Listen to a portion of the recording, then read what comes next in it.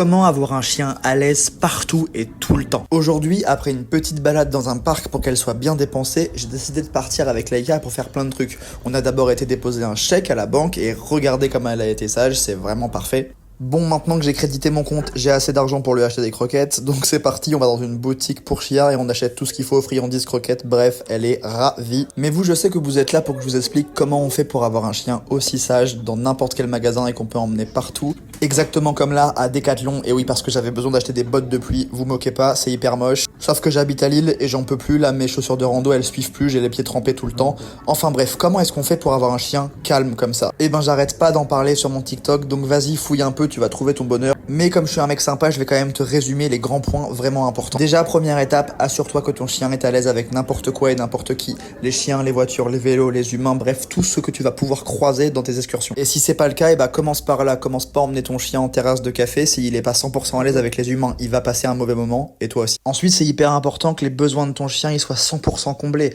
Si t'as un chien qui est pas assez dépensé, ça va être un enfer pour lui de rester statique dans un magasin pendant que tu essayes des chaussures. Donc dépense-le bien et surtout oublie pas la petite balade avant de l'emmener faire les magasins ou avant de l'emmener n'importe où, ça sera beaucoup plus facile pour lui de rester calme. Ensuite, vas-y graduellement, commence pas par des magasins plein de monde un samedi matin, commence déjà par te poser dans un parc avec ton chien, un jour où il y a un petit peu de monde autour et vois si ton chien est capable de se poser et de rien faire, de t'attendre, d'observer. S'il est capable de faire ça, petit à petit tu vas pouvoir le mettre dans des environnements qui sont de plus en plus difficiles, mais vas-y progressivement, n'essaye pas d'en faire trop sinon tu vas droit dans le mur. Et enfin pour terminer, reste très attentif aux signaux de ton chien.